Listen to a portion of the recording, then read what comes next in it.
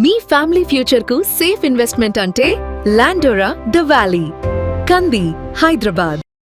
విశాఖ కేంద్రంగా Google data centre రావడం అనేది ఆంధ్రప్రదేశ్ చరిత్రను మలుపు తిప్పే సందర్భంగా అందరూ భావిస్తున్నారు. ఆ మాటకు వస్తే దేశ చరిత్రనే మలుపు తిప్పేటువంటి సంఘటన కాకుండా, ఎందుకంటే అండర్సీ కేబుల్, ఇంటర్నెట్ కేబుల్ నెట్వర్క్ అక్కడికి రావడం, మరోవైపు నుంచి డేటా సెంటర్స్ యాక్టివిటీ మొదలవడానికి అనుగుణంగా ప్రణాళికలను రెడీ చేసుకోవడం, గూగుల్ లాంటి ప్రతిష్టాత్మక సంస్థ విశాఖలో అడుగు పెడితే ఆ ఎకో సిస్టమ్ ఆధారంగా అనేక సంస్థలు అక్కడికి వస్తాయనేటువంటి సంకేతాలు చాలా స్పష్టంగా ఉన్నాయి. దానికి తగ్గట్టుగానే అమెజాన్ దగ్గర నుంచి సిఫీ వంటి అనేక సంస్థలు ఆంధ్రప్రదేశ్లో డేటా సెంటర్లకు సంబంధించినటువంటి ప్రణాళికల్ని ఆవిష్కరించే ప్రయత్నం చేస్తున్నాయి.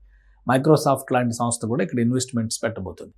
ఈ నేపథ్యంలో గూగుల్కి సంబంధించి రాష్ట్ర ప్రభుత్వం కేటాయించినటువంటి భూముల్ని మరింతగా విస్తరించింది. అంటే దాదాపు 400 ఎకరాల వరకు ముందుగా అనుకున్నారు. ఇప్పుడు 600 ఎకరాల వరకు విస్తరించాలని చెప్పని నిర్ణయం తీసుకుంది.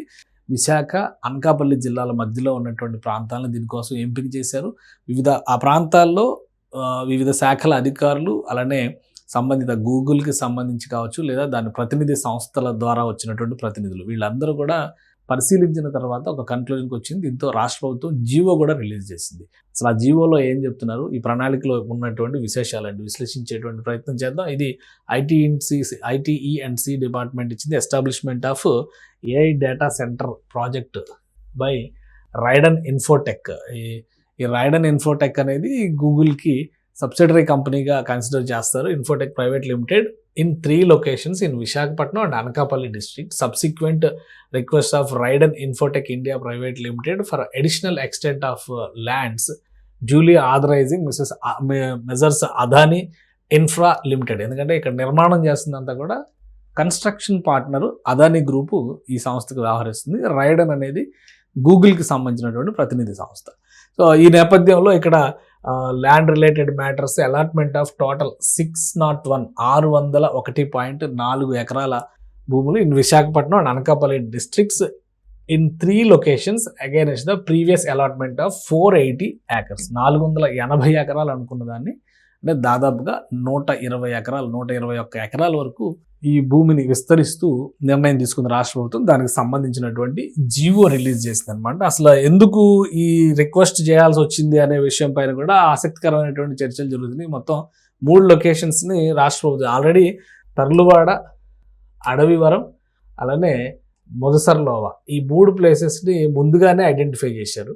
ఇప్పుడు కొత్తగా రాంబిల్లి నుంచి 174 ఎకరాలని కేటాయించాలని చెప్పి నిర్ణయం తీసుకుందనమాట. ఏఐ డేటా సెంటర్, ఈ ప్రాజెక్టు చాలా ప్రతిష్టాత్మకమైనటువంటి ప్రాజెక్ట్ అవుతుంది. మొదటి ఏఐ బేస్డ్ డేటా సెంటర్ అవుతుంది.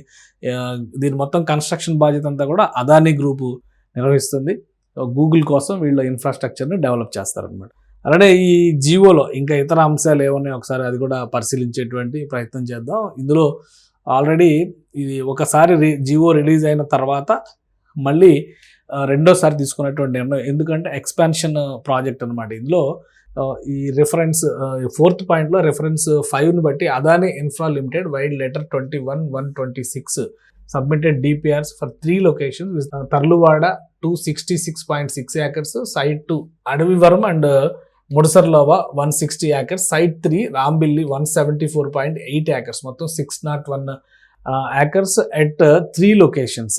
Further wide letter 21/26 Adani Infra Limited has informed that they are in the process of incorporating following SPVs as 100% wholly owned subsidiaries of Messrs. Adani Limited to ensure the efficient project execution.